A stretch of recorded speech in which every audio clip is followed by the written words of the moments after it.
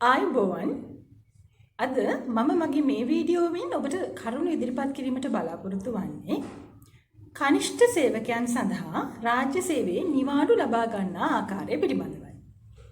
ඉතින් PL වැටුප් කේතා අංකය සහිත තනතුරු දරන කනිෂ්ඨ සේවකයන් සඳහා නිවාඩු ලබා ගන්නා ආකාරය අපි අද බලමු. මෙහිදී මම ඔබට කරුණු ගෙනහැර දැක්වීමට බලාපොරොත්තු වෙනවා.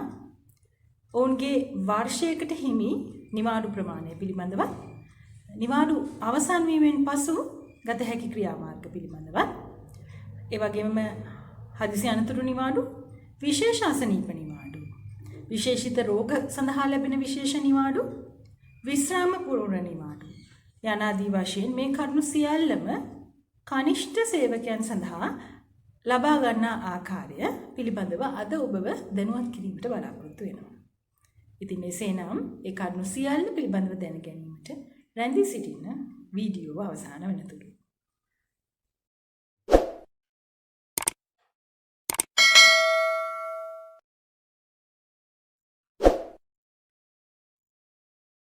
PL වැටුප් කේතාංක දරන රාජ්‍ය සේවයේ කනිෂ්ඨ සේවකයින්ගේ නිවාඩු හිමිකම පිළිබඳව අපි අද කතා කරමු.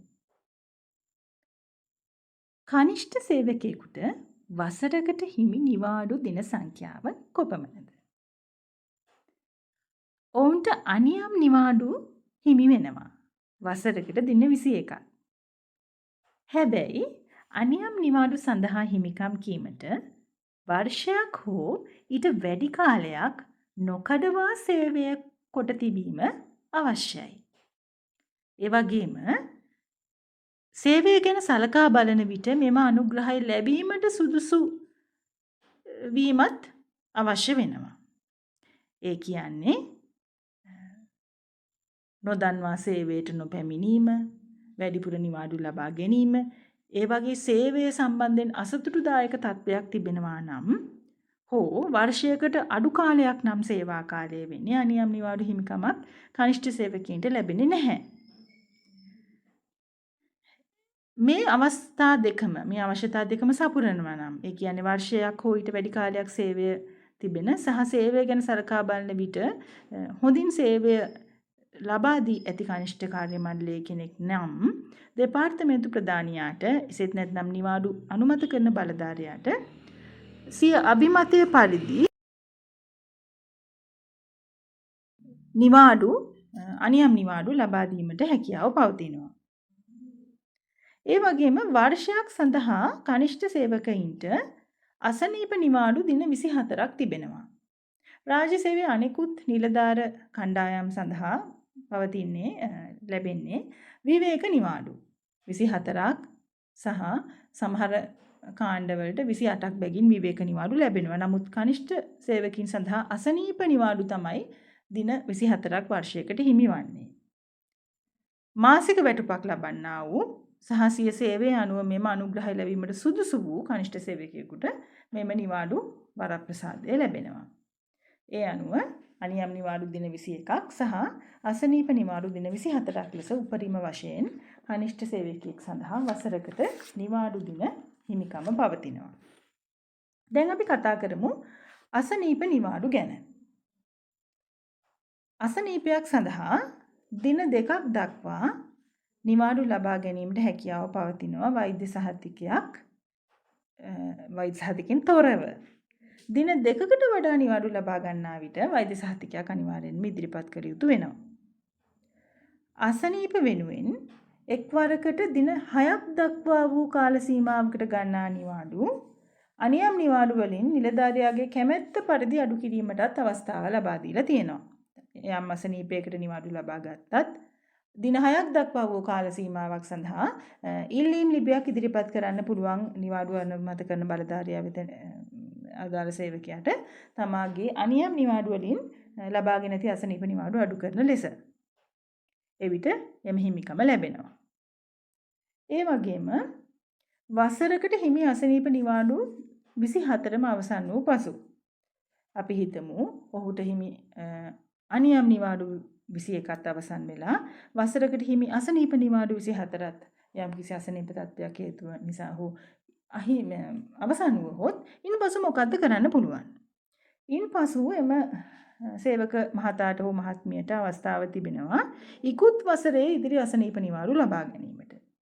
උදාහරණයක් විදිහට අපි හිතමු නිවාඩු ලබා ගන්නේ 2026 වර්ෂයේ නම් 26 වසරේ තිබෙන 21 අනියම් නිවාඩු 21ම අවසන් වෙලා අසනීප නිවාඩු 24ම අවසන් වෙලා නම් 25 වසරේ යම් අසනීප නිවාඩු ප්‍රමාණයක් ඉතිරි වෙලා තිබෙනවා නම් එම අසනීප නිවාඩු ප්‍රමාණය ලබා ගැනීමට හැකියාව තිබෙනවා වෛද්‍ය සහතික ඉදිරිපත් කිරීම මත. ඊට අමතරව ඕනෑම අනුගාමී හෝ නොවන වර්ෂ දෙකක අසනීප නිවාඩු ලබා ගන්න පුළුවන්. මොකක්ද මේ අනුගාමී හෝ නොවන කියන්නේ? අනුගාමී වර්ෂ කියලා අදහස් කරන්නේ එක ළඟ යෙදෙන වර්ෂ දෙකක්. අනුගාමී නොවන කියන්නේ ඕනෑම වර්ෂ දෙකක්. ඒ අනුව එක ළඟ හෝ එසේ නොවන වර්ෂ දෙකක ඉකුත් අසනීප නිවාඩුත් මේවට අමතරව ලබා ගන්න පුළුවන් බව ආයතන සංග්‍රහයේ සඳහන් වෙනවා. එහෙත් එක කොන්දේසියක් තුන්වෙනි කරුණ යටතේ සඳහන් වෙනවා. එකම වර්ෂයක් තුලදී අවුරුදු දෙකක කාල පරිච්ඡේද එකකට වඩා ලබා ගන්න බැහැ නිවාඩු. ඒ කියන්නේ නිවාඩු වල සම්පූර්ණ එකතුව දින 48ක් ඉක්මවන්න අවස්ථාවක් නැහැ. එසේනම් ඔබ ලබා ගන්නා සම්පූර්ණ නිවාඩු වල එකතුව දින 48ක් තමයි උපරිම ලෙස ලබා ගැනීමට හැකියාව ලැබෙන්නේ. ඒ වගේම අසනීප නිවාඩු සම්බන්ධයෙන් තවදුරටත් කතා කරන විට යම්කිසි අසනීප තත්ත්වයක් හේතුවෙන් తాවකාලිකව කඳවුරක නැවතී සිටින අවස්ථාවකදී වර්ෂයකදී දින 24 ඉක්මවලා නතර වෙලා ඉන්න සිද්ධ වෙන අවස්ථාවකදී දින 24කට වැඩියෙන් එහෙත් මාසයකට වැඩි නොවනසේ මාසයක් ඉක්මවන්නේත් ලැබෙන්නේ නැහැ. නමුත් 24කට වඩා ලබා දෙනවා මාසයකට අඩුවෙන් 24ත් මාසයත් අතර කාල සීමාවක් වනසේ දෙපාර්තමේන්තු ප්‍රධානියාගේ අභිමතය පරිදි සම්පූර්ණ වැටුප් සහිත අසනීප නිවාඩු අනුමත කිරීමට හැකියාව පවතිනවා. ඊළඟට අපි කතා කරමු පළමු පත්වීමක් ලැබ රාජ්‍ය සේවයට මුල් පත්වීමක් ලැබ සේවයට වාර්තා කරපු නිලධාරියෙක් උර කොහොමද මේ අසනීප නිවාඩු හිමිවන්නේ කියලා. මුලින්ම මම සඳහන් කරා අනියම් නිවාඩු හිමිකම ලැබෙන්න වර්ෂයක් සේවය කරලා තියෙන්න ඕනේ. ඉතින් එසේත් නම් අසනීප නිවාඩු හිමිකම පමණයි මුල් මාස 9 තුල පවතින්නේ. මුල් මාස 9 තුල වාර්ෂික අසනීප නිවාඩු දින 24න් ඔහුගේ සේවයත් මාස 9ත් අතර ඇති අනුපාතයට අනුව ලැබෙන නිවාඩු කොටස පමණයි හිමිකම ලැබෙන්නේ. ඒ අනුව වර්ෂයකට දින 24ක් අසනීප නිවාඩු හිමිකම පවතිනවා. 24 12න් බෙදලා 9න් ගුණ කරාම එන පිළිතුර තමයි දින 18. ඒ අනුව මාස 9ට හිමිවන්නේ විවේක සමාවන්න අසනීප නිවාඩු දින 18ක්. ඒ අනුව මාසකට දින 2ක් බැගින් අසනීප නිවාඩු ලබා ගැනීමට හැකියාව පවතිනවා කනිෂ්ඨ කාර්ය මණ්ඩලයේ සේවකයින් සඳහා.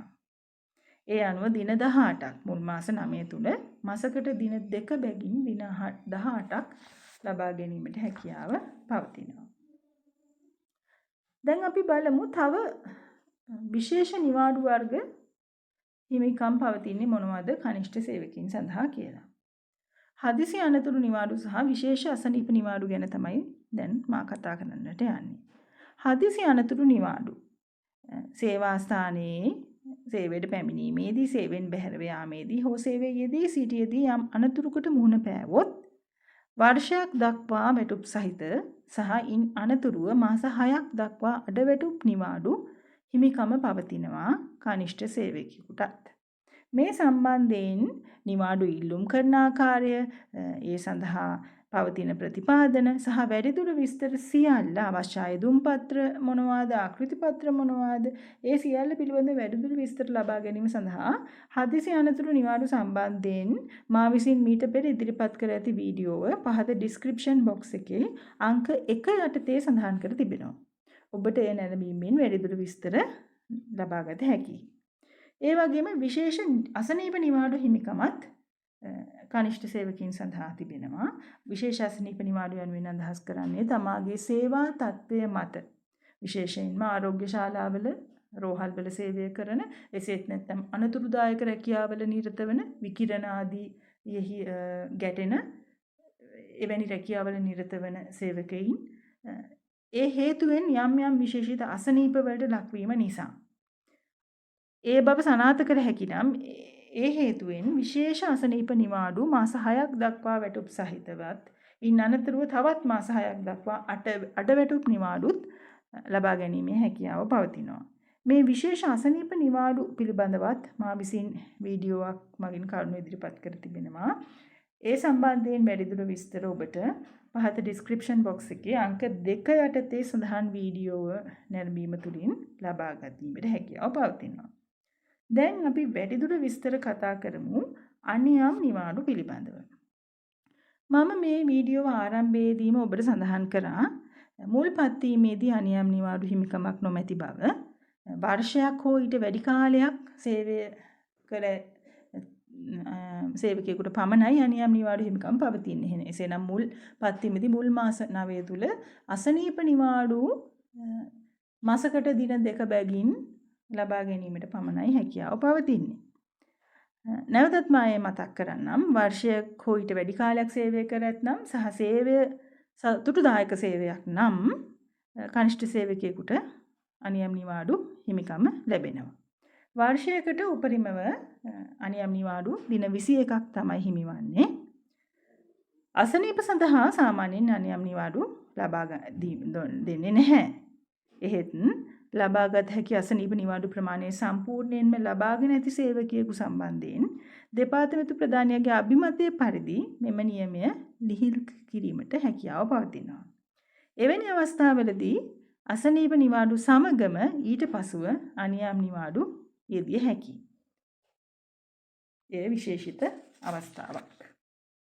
දැන් අපි කතා කරමු අඩවැටුප් නිවාඩු පිළිබඳව. යම් සේවකයෙකු ලබාගෙන ඇති නිවාඩු සංඛ්‍යාව අවසන් වුණාම වර්ෂයකට ලබා ගැනීමට හැකි සියලුම නිවාඩු වර්ග අනියම් නිවාඩු, අසනීප නිවාඩු, ඉක්ුත් අසනීප නිවාඩු අවසන් වී තවදුරටත් නිවාඩු අවශ්‍ය වේ නම් ලබාගත හැකි එකම නිවාඩු ආකාරය වැටුප් රහිත නිවාඩු වලටත් පෙර ලබාගත හැකි එකම නිවාඩු ආකාරය වන්නේ අඩවැටුප් නිවාඩු. ඒ සඳහා ලැබෙන අනුග්‍රහය වන්නේ වසර 5ක් හෝ ඊට වැඩි කාලයක් නොකඩවා සේවය කොට ඇති. එසේනම් අඩවැටුප් නිවාඩු සඳහා හිමිකම් කීමට අනිවාර්යයෙන්ම කනිෂ්ඨ නිලධාරියෙක් සඳහා වසර 5ක් හෝ ඊට වැඩි සේවා කාලයක් සේවය කර තිබීම අවශ්‍ය වෙනවා. ඒ වගේම සේවය ගැන සලකා බලන විට මෙම අනුග්‍රහය ලැබීමට සුදුසු වූද සතුටුදායක සේවයක් සලසා ඇති අයෙකු විය යුතුයි. ඒ වගේම නිසි වෛද්‍ය සහතිකයකින් සනාථ කරන අසනීපයක් වෙනුවෙන් තමයි අඩවැටුප් නිවාඩු ලබා දිය හැකි වන්නේ. ඒ වගේම මම කලින් සඳහන් කරා වගේ පෙර දැක් වූ සියලු නිවාඩු එනම් අසනීප සහ අනියම් නිවාඩු අවසන් වූ විට ඊට අමතරව ඉක්ුත් නිවාඩු ඊටම අදාළ වෙනවා. අවසන් වූ විට එක් වර්ෂයක් තුල මාසයකට වැඩි නොවන අඩවැටුප් නිවාඩු දෙපාර්තමේන්තු ප්‍රධානියාගේ අමිමතය පරිදි ලබා දීමට පුළුවන්. එහිදී උපරිම වශයෙන් ලබාගත හැකි වන්නේ එක් වසරකදී උපරිම මාසයක් තමයි අඩවැටුප් නිවාඩු ලබා ගැනීමට පුළුවන් වන්නේ. ඊළඟට අපි කතා කරමු විශේෂ අසනීප සඳහා ලැබෙන විශේෂ නිවාඩු මොනවාද කියලා. අසනීප වර්ග 3ක් ක්ෂය රෝගය, ලාදුරු සහ පිළිකා යන රෝග සඳහාත් කනිෂ්ඨ සේවකයෙකුටත් රාජ්‍ය සේවයේ සියලුම නිලධාරීන්ට බලපාන ආකාරයට සිය සේවා කාලය ගැන නොසලකා අදාළ විශේෂ නිවාඩු ලබා දීම සිදු වෙනවා. ඒ නිවාඩු කාල සීමාවන් පිළිබඳව මම මේම අවස්ථාවේදී දීර්ඝ වශයෙන් කතා කිරීමට බලාපොරොත්තු වෙන්නේ නැහැ. ඒ සම්බන්ධයෙන් අංක 3 පහත ඩිස්ක්‍රිප්ෂන් බොක්ස් එකේ අංක 3 යටතේ සඳහන් ලින්ක් එකේ විස්තර සඳහන් වෙනවා. සම්පූර්ණ වැටුප් සහිතව දීර්ඝ කාලීනව මෙම අසනීප 3 සඳහා විශේෂ නිවාඩු ලබා ගැනීමට හැකි වැඩිදුර විස්තර ආයුම් කරන ආකාරය අවශ්‍ය ලිපි ලේඛන සියල්ල මගේ අංක 3 යටතේ වන ඩිස්ක්‍රිප්ෂන් බොක්ස් එකේ සඳහන් වීඩියෝවේ කරුණු සඳහන් වෙනවා. දැන් අපි කතා කරමු විශ්‍රාම පූර්ව නිවාඩු ගැන. කනිෂ්ඨ කාර්ය මණ්ඩලය සඳහාත් අනෙකුත් සියලුම රාජ්‍ය සේවකයන්ට ලබා දෙන ආකාරයටම විශ්‍රාම යාමට ප්‍රථම විශ්‍රාම පූර්ව නිවාඩු ලබා ගැනීමේ හිමිකම පවතිනවා. එකම වෙනස වන්නේ නිවාඩු ගණනය කරනු ලබන්නේ අසනීප නිවාඩු ආශ්‍රයෙන්. අනෙකුත් රාජ්‍ය නිලධාරීන්ට විවේක නිවාඩු ආශ්‍රයෙන් විශ්‍රාම පූර්ව නිවාඩු ගණනය කරත් කනිෂ්ඨ නිලධාරීන් සඳහා විශ්‍රාම පූර්ව නිවාඩු ගණනය කරන්නේ අසනීප නිවාඩු ආශ්‍රයෙන්. විශ්‍රාම පූර්ව නිවාඩු ලබා දෙන ආකාරය, අයදුම් කරන ආකාරය සහ ගණනය කරන ආකාරය මගේ මා විසින් කලින් ඉදිරිපත් කර ඇති වීඩියෝ නැරඹීම මගින් ඔබට निराකරණය කරගත හැකි සියලු ගැටලු එය මගේ පහත ඩිස්ක්‍රිප්ෂන් බොක්ස් එකේ අංක 4 යටතේ දැක්වෙන ලින්ක් එක මගින් ඔබට නැරඹීමට හැකියාව පවතිනවා. ඉතින් අද මම හිතනවා ඔබ සියලු දෙනා කනිෂ්ඨ කාර්ය මණ්ඩලයේ නිවාඩු හිමිකම පිළිබඳව දැනුවත් වන්නට ඇති කියලා. ඉතින් එසේනම් තවත් මෙවැනි වැදගත් වීඩියෝවක් සමගින් නැවත ඔබ හමුවට එන බලාපොරොත්තුවෙන් අද ඔබෙන් සමුගන්නම්. ස්තුතියි.